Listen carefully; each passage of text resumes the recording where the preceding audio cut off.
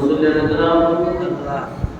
মুরব্বিয়ান নেতা ও যুবক ভাইয়েরা, বটারালের সম্মানিতা মহিষী মা বোনেরা, সকলের প্রতি আমার আন্তরিক সালাম। আসসালামু আলাইকুম ওয়া রাহমাতুল্লাহি ওয়া বারাকাতুহু। মহান আল্লাহ রাব্বুল ইজ্জত ওয়াল জালাল, তার দরবারে লাখ কোটি শুকর ও সুজুদ যে আল্লাহ রাব্বুল আলামিন আমাদেরকে এই পবিত্র জিলকদ মাস, আল্লাহ রাব্বুল আলামিন আমাদেরকে পবিত্র জুমার দিনে আল্লাহ সুবহানাহু ওয়া তাআলার মহান হুকুম পবিত্র জুমার নামাজ আদায় করার জন্য তারপরে আসার সুযোগ করে দিয়েছেন।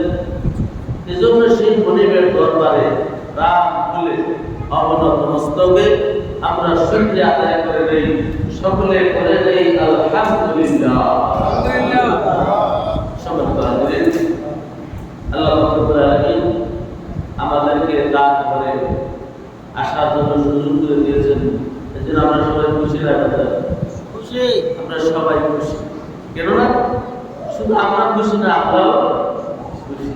আল্লাহ রাব্বুল আলামিন যা কল্যাণ চান, আল্লাহ রাব্বুল আলামিন তাকে মূলত তার ইবাদত করার তৌফিক দান করেন। তবে আল্লাহ নিশ্চয়ই আমাদের কল্যাণ চান বিধায় আমাদেরকে শত ঝক্কি ঝামেলা থেকে মুক্ত রেখে আমাদেরকে সুস্থ রেখে আল্লাহ রাব্বুল আলামিন তার ঘরে আসার সুযোগ করে দিয়েছেন। এজন্য আবার শুকরিয়া আদায় করে সকলে বলে দেই আলহামদুলিল্লাহ। সম্মানিত হাজির, আজকের খুতবার আলোচ্য বিষয় হচ্ছে বিদআতের অপকারিতা সম্পর্কে। আমরা জানি এই পৃথিবীতে আল্লাহ রাব্বুল আলামিন তিনি হচ্ছেন কেবলমাত্র একমাত্র কি আল্লাহ রাব্বুল আলামিন। আল্লাহ এক, অদ্বিতীয়, তার কোনো অংশীদার নাই। এটা হচ্ছে কি আল্লাহ তাআলা আমাদের একত্ববাদ, তার তাওহীদ। আর তাওহীদের বিপরীতে হচ্ছে শিরক। তাওহীদের বিপরীত শিরক। আল্লাহ সুবহানাহু ওয়া তাআলা বলেন, ইন্না শিরকা লা যুলমুন আযীম। শিরক হচ্ছে সবচাইতে মারাত্মক জুলম, অত্যাচার, সবচাইতে বড় গুনাহ। আল্লাহ রাব্বুল আলামিন এই শিরকের গুনাহ সবচাইতে বড় গুনাহ। এজন্য লোকমান হাকিম তার সন্তানকে ডাক দিয়ে বলে, ইয়া বুনাইয়া লা তুশরিক বিল্লাহ ইন্না শিরকা লা যুলমুন আযীম। ও আমার প্রিয় সন্তান, ও আমার প্রিয় বৎস, লা তুশরিক বিল্লাহ, তোমরা আল্লাহর সাথে কাউকে কখনো অংশীদার করবে না, আল্লাহর সাথে শিরক করবে না, আল্লাহর সাথে অংশীদার স্থাপন করবে না। ইন্না শিরকা লা যুলমুন আযীম। সবচাইতে বড় এবং মারাত্মক গুনাহ শিরক, সবচাইতে বড় জুলুম। আল্লাহ রাব্বুল আলামিন আপনাকে আমাকে সৃষ্টি করেছেন না, গ্রহ নক্ষত্র, এই পৃথিবী, গাছপালা, যা কিছু সব সৃষ্টিকার আল্লাহ। এই আল্লাহ সব সৃষ্টিকে যদি আল্লাহর সাথে অংশীদার করা হয়, এর চাইতে বড় আল্লাহর সাথে জুলুম আর কিছু আছে নাই। আমি একটু উদাহরণ দেই। আমরা আমাদের সকলের ঘরে স্ত্রী আছে না? এই স্ত্রীর জন্য আমরা কি রোদে পুড়ে বৃষ্টিতে ভিজে ইনকাম করে আনি এনে দেই না? পরিবারকে দেই। এই স্ত্রীর জন্য আমরা কি সব কিছু করি, এমনকি খুন খারাপি হয় কিনা, এই খুন খারাপি করলে কি অর্থ কিসের জন্য? নিজের সুখী থাকার জন্য না পরিবার পরিজনকে নিয়ে সুখে থাকার জন্য? সবাইকে নিয়ে সুখে থাকার জন্য, ঠিক কিনা? তাহলে খুন খারাপি, রাহাজানি, ছিনতাই, মারামারি, কাটাকাটি, বিদ্যে যা কিছু হয় সব কিছুর মূলে হচ্ছে অর্থ। আর এই অর্থ কিসের জন্য? এই সংসার জীবন সাজাইছে, এই জন্যই কি অর্থের প্রয়োজন। তার মানে বলে কি আমার স্ত্রীকে সুখে রাখার জন্য কি করি? আমরা সব কিছু করি। কিন্তু এই স্ত্রী সে যদি স্বামীর সাথে কাউকে অংশীদার করে, স্বামীকে যদি বলে তুমি কি আনো, পাশের বাড়ির আবার বান্ধবীর অমুকে স্বামী যে কাপড় চুপড়া দেখলে কি চোখ ঘুরে যায়, বলেন আমার শোনা যেত তোমার কোনো পছন্দ আটকে লেগে তো তোমার পছন্দ করে সুন্দর না, জানে এটা কত সুন্দর পোশাক পরে, তোমার না তুমি যে কিনা আনবে কিনা তোমার চয়েস সুন্দর না, এরকম যখন বলে তখন ওই স্বামীর কেমন লাগে? কেমন লাগে বলো? খারাপ লাগে না? লাগে না? কারণ আপনি অনেক পরিশ্রম করে উপার্জিত সম্পদ দিয়ে আপনি কি করেছেন আপনার প্রিয়তম স্ত্রীর জন্য পোশাক নিয়ে আসছেন, সে যদি এটা পাইয়া খুশি হয় আপনার কি খুশি লাগে না? শান্তি লাগে, আরাম লাগে। কিন্তু সে যদি এই কথা বলে আরেকজনকে অংশীদার স্থাপন করে তখন কি সবচাইতে বেশি কষ্ট হয়।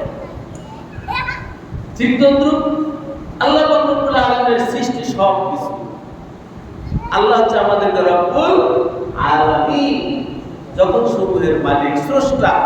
এই রব্বুল আলামিনের সাথে যখন কাউকে অংশীদার করা হয় তখন এটাই সবচাইতে বড় জুলুম। এটা শিরকালা জুলমুন আযীম, এই শিরকটা সবচাইতে বড় কি জুলুম, আল্লাহর সাথে জুলুম করা।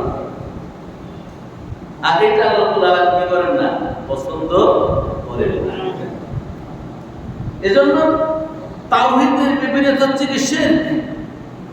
আর রাসূল আলাইহিস সাল্লাল্লাহু আলাইহি ওয়াসাল্লাম তিনি হচ্ছেন আমাদের কি প্যারা নবী, আখির নবী, আমাদের নবী মুহাম্মদ রাসূলুল্লাহ সাল্লাল্লাহু আলাইহি ওয়াসাল্লাম, তিনি হচ্ছেন আমাদের উত্তম আদর্শ। রাসূল আলাইহিস সাল্লাম কি আমাদের উত্তম আদর্শ, তিনি যে আদর্শ নিয়ে এসেছেন সেই আদর্শ পুঙ্খানুপুঙ্খ পালন করার নাম হচ্ছে কি আমি আল্লাহর রাসূলের উম্মত, এটাই হচ্ছে সুন্নাহ। আর যদি রাসূল সাল্লাল্লাহু আলাইহি ওয়াসাল্লামের আদর্শের বাইরে কোন আদর্শ গ্রহণ করা হয় এটার নাম হচ্ছে কি বিদআত, সুন্নাতের বিপরীত বিদআত। জন্য এই বিদআত থেকে কি আমাদের দূরে থাকতে হবে। আল্লাহ রাব্বুল আলামিন আমাদের স্রষ্টা, এটা মানার জন্য তাওহীদের উপরে কি আমাদের পরিপূর্ণ আস্থা স্থাপন করতে হবে, শিরক মুক্ত আল্লাহর গোলামি আমাদের করতে হবে, আর বিদআত মুক্ত ইবাদত আমাদের করতে হবে। যদি আমরা শিরক মুক্ত আল্লাহকে আমরা একত্ববাদে বিশ্বাসী হই তাহলে আমি মুমিন, আর যদি শিরক মিশ্রিত আল্লাহর ইবাদতে মানে একত্ববাদে বিশ্বাসী হই তাহলে আমি মুশরিক।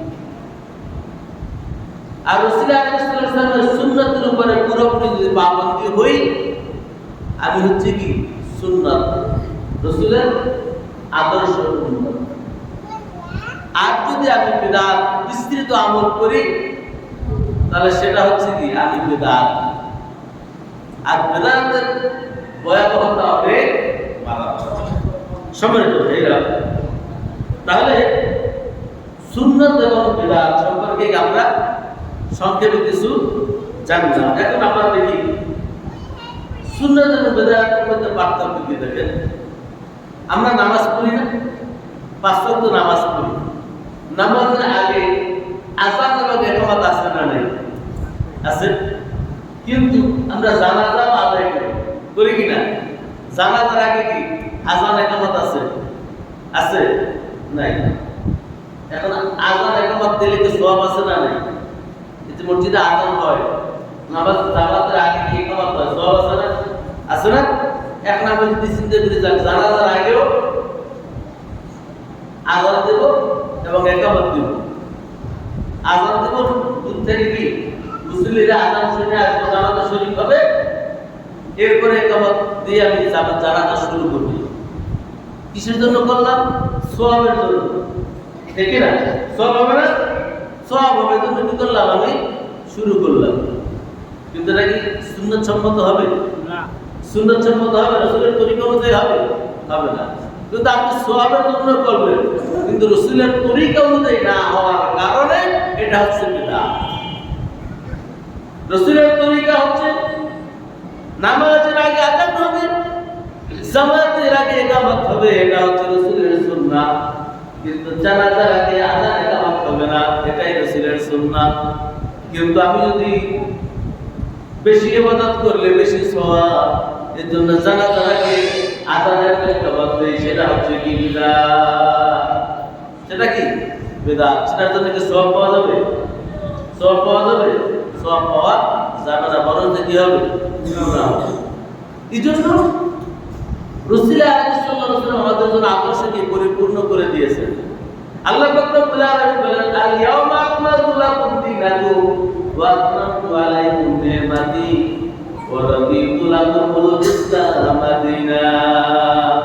আল্লাহ বলেন, আল ইয়াউমা আকমালতু লাকুম দীনাকুম, আমি তোমাদের জন্য দিনকে পরিপূর্ণ করে দিলাম। তার মাধ্যমে রাসূল আরবি সাল্লাল্লাহু আলাইহি ওয়াসাল্লামের মাধ্যমে আল্লাহ পাক রব্বুল আলামিন আমাদের জন্য দিনকে করলেন, পরিপূর্ণ করে দিলেন। আল ইয়াউমা আকমালতু লাকুম দীনাকুম ওয়া আতমামতু আলাইকুম নি'মাতি, এবং আমার নিয়ামতটাকে আমি সমাপ্ত করে দিলাম। ওয়া রাদিতু লাকুমুল ইসলাম দীনা, আর আমি দ্বীনের জন্য কি হয়ে গেলাম? সন্তুষ্ট হয়ে গেলাম, রাজি হয়ে গেলাম, খুশি হয়ে গেলাম। এই দিনকে যে পালন করবে আমি তার উপরে কি খুশি, খুশি হইয়া আমি তার কি করবো? জান্নাতুল ফেরদাউস দান করব। জান্নাতুল আদনিন তাজরি মিন তাহতিহাল আনহার, এমন জান্নাত আমি তাকে দান করব যার নিচ থেকে ঝর্ণা দ্বারা বহমান থাকবে। তাহলে দিন কি পরিপূর্ণ, যেভাবে এসেছে রাসূল সাল্লাল্লাহু আলাইহি ওয়াসাল্লাম থেকে আমরা সেভাবেই কি দিন আদায় করব ইনশাআল্লাহ। সম্মানিত ভাইরা, আরেকটা জিনিস দেখেন, আমরা নামাজ পড়ি, প্রত্যেক নামাজের শেষে দুরূদ শরীফ আছে না? আছে। দুরূদ শরীফ আছে না? দুরূদ শরীফ পড়লে কি হয়? 30টা বরকত। কয়টা বরকত? 30টা বরকত। আল্লাহ রাব্বুল আলামিনের হাবিব বলেন, যে ব্যক্তি দুরূদ শরীফ পড়বে আল্লাহ পাক রব্বুল আলামিন ওই ব্যক্তির উপরে 10টা রহমত বর্ষণ করে। কয়টা? 10টা বরকত আল্লাহ রাব্বুল আলামিন দুরূদ শরীফ পাক ওয়ালার উপরে নাযিল করেন। সুবহানাল্লাহ। শুধু তাই নয়, আল্লাহ পাক রব্বুল আলামিন ওই ব্যক্তি যিনি দুরূদ শরীফ পাঠ করবে ওই ব্যক্তির উপর আল্লাহ রাব্বুল আলামিন তার জিন্দেগীর অর্জিত 10টি গুনাহ আল্লাহ মাফ করে দিবে। কয়টা গুনাহ? 10টা গুনাহ। এক নম্বরে 10টা রহমত আল্লাহ নাযিল করবেন। দুই নম্বরে আল্লাহ পাক রব্বুল আলামিন ওই ব্যক্তির 10টা গুনাহ আল্লাহ মাফ করে দিবেন। শুধু তাই নয়, ওই ব্যক্তির উপরে আল্লাহ রাব্বুল আলামিন 10টা মর্যাদা বৃদ্ধি করে দেন। ওই ব্যক্তি 10টা মর্যাদা কি আল্লাহ বাড়ায় দেন। তাহলে দুরূদ শরীফের কি অনেক ফজিলত না? দুরূদ শরীফ অনেক ফজিলত। এখন এই দুরূদ শরীফটা নামাজের শেষে, আমরা যদি চিন্তা করি যে না এটা তো নামাজের শেষে, তো শুরুতেও আমি একবার দুরূদ শরীফ পড়ব। আমি তাকবীরে উলা দিয়া সানা পড়া এরপরে কি দুরূদ শরীফ পড়লাম, পড়া আবার কি তেলাওয়াত শুরু করলাম। সব হবে না গুনাহ হবে? গুনাহ। সব হবে না গুনাহ হবে? কারণ এটা রাসূলের তরিকা নয়। এটা কি রাসূলের তরিকা নয়? রাসূলের তরিকা হচ্ছে তাকবীরে তাহরিমা দেওয়ার পরে আপনি সানা করবেন, সানার পরে তাওয়াজ তাসমিয়া করবেন, সূরা ফাতিহা পড়বেন, এরপরে সুবহান আমিন বলবেন, এরপরে কিরাত করবেন, এরপরে কি করবেন? আপনি রুকু সিজদা করে নামাজ শেষ করবেন। সালাম ফেরার আগে কি করবেন? শেষ পর্যন্ত আপনি দুরূদ শরীফ পড়বেন। কিন্তু আপনি যদি আগে পড়তে যান, এটা রাসূলের সুন্নাহ নয়, এটা হচ্ছে বিদআত। এটা কি বিদআত? এই বিদআত থেকে কিয়ামতে মুক্ত থাকতে হবে। বিদআত মুক্ত ইবাদত উম্মতের জন্য কি রহমত। বিদআত মুক্ত ইবাদত উম্মতের জন্য রহমত।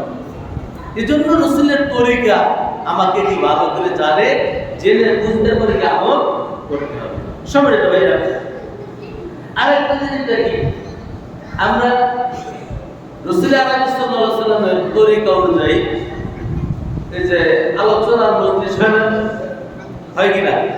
আলোচনার মজলিস মসজিদের ভিতরে প্রতি জুমায় হয়, আবার মসজিদের বাহিরেও হয় না, মাহফিল হয় না, ওয়াজ মাহফিল হয় না, কোরআনের আলোচনা হয় না, হাদিসের আলোচনা হয় না, রাসূলের সুন্নাতের আলোচনা হয় কি হয় না?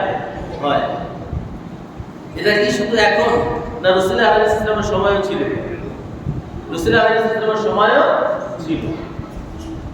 এটা কি সুন্নাহ।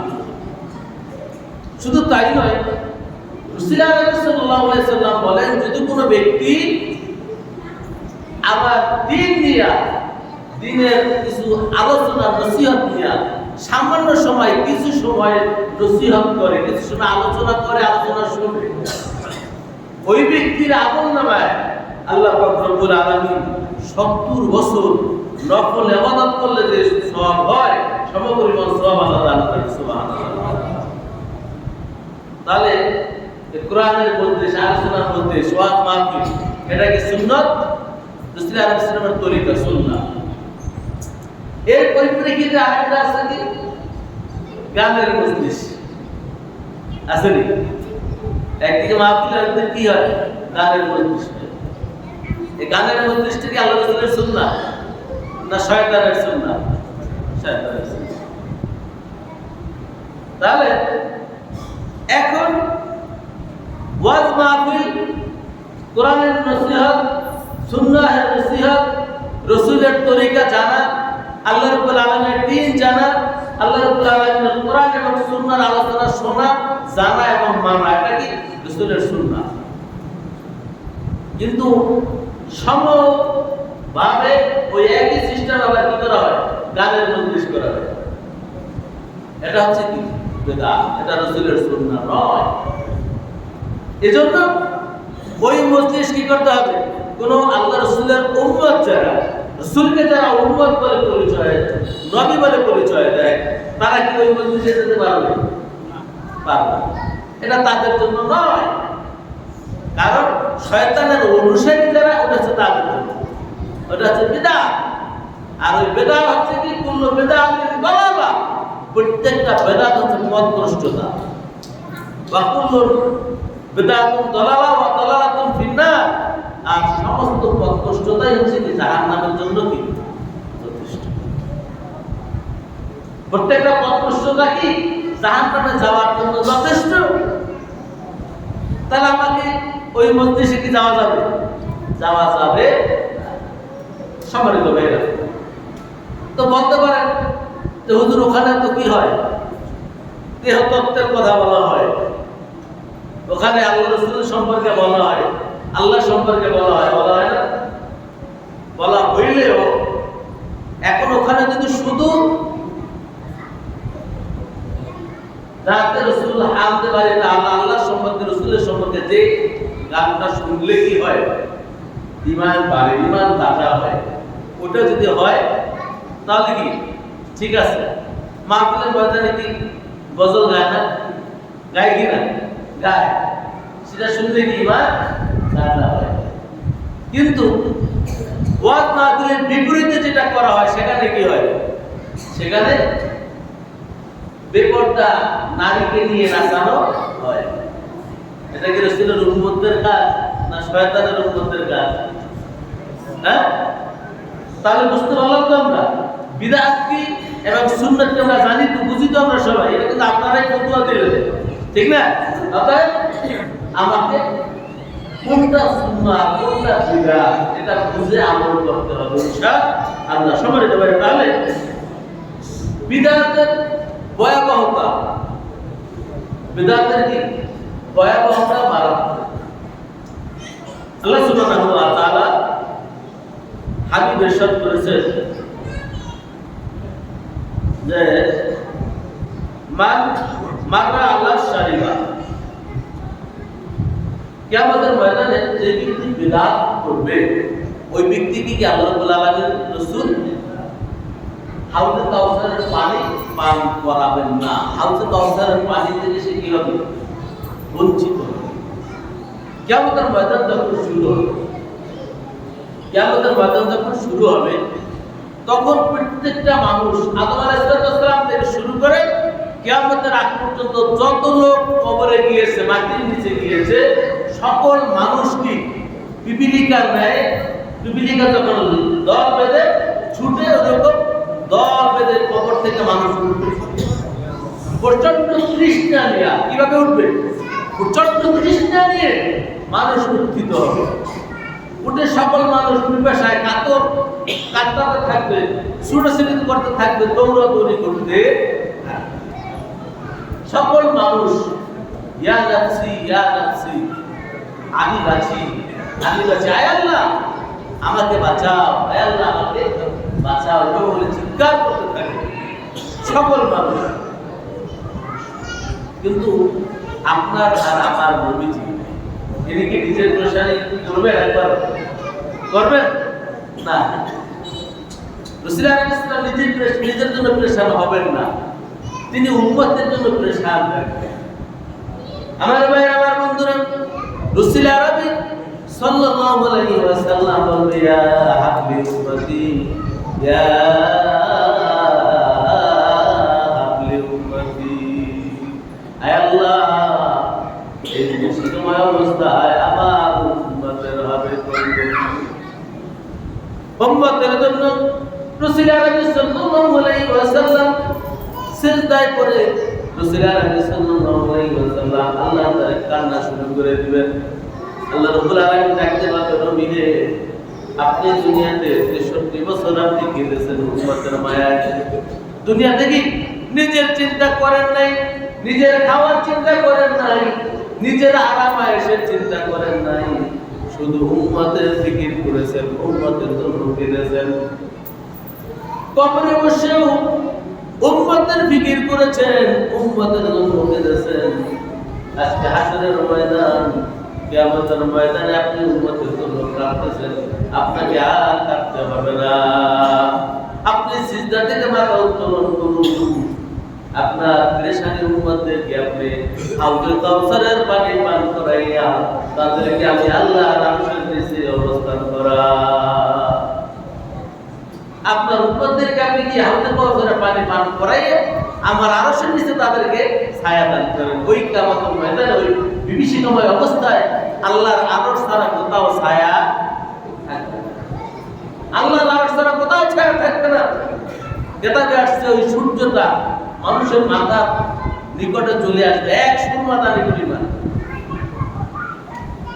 সূর্যের তাপে মানুষের মাথাগুলি টাস টাস করে ফেটে যাবে, মানুষের মাথা মগজগুলি নাকের ছিদ্র কানের ছিদ্র দিয়ে গলে গলে বাতের মারের মতন করতে থাকবে, জিহ্বাটা পিপাসার কারণে নাভি পর্যন্ত জ্বলে যাবে। ওই বিভীষিকাময় অবস্থায় সকল উম্মতেরা ইয়া নাফসি করে দৌড়াদৌড়ি করতে থাকবে। আল্লাহ রাব্বুল আলামিন রাসূল আরবি সাল্লাল্লাহু আলাইহি ওয়াসাল্লামকে বলবেন, আপনি সিজদা থেকে মাথা উত্তোলন করুন, আপনার উম্মতদেরকে আপনি হাউজে কাউসারের পানি দান করুন। রাসূল আরবি সাল্লাল্লাহু আলাইহি ওয়াসাল্লাম সিজদা থেকে মাথা উত্তোলন করবে, মাথা উত্তোলন করে রাসূল আরবি সাল্লাল্লাহু আলাইহি ওয়াসাল্লামের উম্মতদেরকে হাউজে কাউসারের পানি দান করবেন। হাদিসে আসছে আসমানে যে পরিমাণ গ্রহ নক্ষত্র তারকা রয়েছে তার চাইতেও বেশি পরিমাণে রাসূল আরবি সাল্লাল্লাহু আলাইহি ওয়াসাল্লামকে পেয়ালা দান করা হবে। এই পেয়ালায় করে রাসূল আরবি সাল্লাল্লাহু আলাইহি ওয়াসাল্লাম উম্মতদেরকে হাউজে কাউসারের পানি দান করবেন। একবার যে ব্যক্তি এই যে হাউজে কাউসারের পানি পান করবে, ওই ব্যক্তি জান্নাতে যাওয়ার আগ পর্যন্ত আর তার বিন্দু পরিমাণ তৃষ্ণা লাগবে না। একবার যে ব্যক্তি কি হাউজে কাউসারের পানি পান করবে, জান্নাতে যাওয়ার আগ পর্যন্ত আর তার কি পিপাসা পিপাসা লাগবে না, ক্ষুধা পিপাসা সব কি নিবারণ হয়ে যাবে। সুবহানাল্লাহ। কিন্তু সম্মানিত ভাইরা আমার, ওইখানে যারা বিদাতকারী হবে আল্লাহ রাব্বুল আলামিনের হাবিব ওই দিন তাদেরকে হাউজে কাউসারের পানি পান করাবেন না। মাররা আলা শারিবান ওয়া মান শারিবা মিনহা, যে ব্যক্তি ওই হাউজে কাউসারের পানি পান করবে, ওই ব্যক্তি কিয়ামত পর্যন্ত তার আর পানি পিপাসা লাগবে না। লা ইয়াসমাউ আবাদা লা ইউআরা দাইরা আওয়ামি কিন্তু ওই দিন কিছু লোককে রাসূল আরবি সাল্লাল্লাহু আলাইহি ওয়াসাল্লাম তাই দেখতে পাবেন, তারা রাসূল আরবি সাল্লাল্লাহু আলাইহি ওয়াসাল্লামকে চিনবে, রাসূল আরবি সাল্লাল্লাহু আলাইহি ওয়াসাল্লাম তাদেরকে চিনবে। কিন্তু আল্লাহ রাব্বুল আলামিন তাদের মাঝখানে একটা পর্দা দিয়ে দিবেন, তাদেরকে আলাদা করে দিবেন। রাসূল আরবি সাল্লাল্লাহু আলাইহি ওয়াসাল্লাম বলবেন, ইয়া রাব্বুল আলামিন ফায়াকুলু ইন্নাকুম মিন্নি, ইয়া রাব্বুল আলামিন এরা তো আমার উম্মত, এরা তো আমার উম্মত, এদেরকে কেন মাঝখানে পর্দা করে দেওয়া হলো, তাদেরকে কেন আলাদা করা হলো? তারা তো তৃষ্ণার্ত, তারা তো হাউজে কাউসারের পানি পান করার জন্য এসেছে, কিন্তু তাদেরকে কেন আলাদা করে দেওয়া হলো? ফায়াকুলু রাব্বি, আল্লাহ রাব্বুল আলামিন বলবেন, ইন্নাকুম লা তুরি আহাদা সুইবাদা। আল্লাহ রাব্বুল আলামিন নবী, এরা হচ্ছে সমস্ত উম্মত আপনার, যারা আপনার উম্মতের পরে তারা দিনের ভিতরে নতুনত্ব নিয়ে এসেছে। আপনি যেভাবে দিন পালন করার জন্য বলেছেন, তারা সেভাবে দিন পালন করে নাই, তারা শয়তানের খেয়াল খুশি মতন তারা দিন পালন করেছে। এজন্য তাদের মাঝে আপনার মাঝে পর্দা দিয়ে দেওয়া হয়েছে। রাসূল আরবি সাল্লাল্লাহু আলাইহি ওয়াসাল্লাম যে নবীজি সিজদায় করে কাঁদতে উম্মতকে পায় হাউজে কাউসারের পানি পান করানোর জন্য, সেই নবীজি ওই সমস্ত লোকদেরকে দেখে বলবেন, সোকান সোফান লিমান ফাগিরাতুল বাতি, যাও যাও দূর হয়ে যাও, দূর হয়ে যাও, আমার কাছ থেকে দূরে সরে যাও, তোমরা আমার উম্মত না, তোমরা দিনের ভিতরে নতুনত্ব সৃষ্টি করেছো, দিনকে যথাযথভাবে পালন করো নাই, সময় মতো নামাজে আসো নাই, আল্লাহ আযান হয়েছে মসজিদে, তুমি চলে গেছো মসজিদে, মসজিদের সামনে দিয়েও আসো নাই, যদি তোমাকে নামাজ পড়তে বলা হয় এই জন্য। অতএব আজকে এই বিপদের দিনে আমার দ্বারা তোমার কোনো উপকার হবে না, আমি তোমাদেরকে হাউজে কাউসারের পানি পান করাতে পারবো না। সম্মানিত ভাই, এই জন্য বেদাতিরা কি হবে, এই হাউজে কাউসারের পানি থেকে তারা কি বঞ্চিত হবে। সম্মানিত ভাইরা, সময় হয়ে গেছে, আল্লাহ রাব্বুল আলামিন আমাদেরকে এই দিনকে যথাযথভাবে বুঝে আমল করার তৌফিক দান করুন। আমরা যেন রাসূল আলাইহিস সালাম যেভাবে আমাদের জন্য দিন রেখে গিয়েছেন, পরিপূর্ণ জীবন ব্যবস্থা আমাদের জন্য রেখে গিয়েছেন, সেখানে আমাদের নতুনত্ব কি নাই, কোনো প্রয়োজন নাই। আমরা যা কিছু করবো রবের সন্তুষ্টির জন্য করবো ইনশাআল্লাহ। তাওফিক ইল্লা বিল্লাহ। আসসালামু আলাইকুম। দুটা মিনিট একটু বসেন। রমজান মাস গেছে, মাসের বেতনটা গত মাসে দিতে পারেন।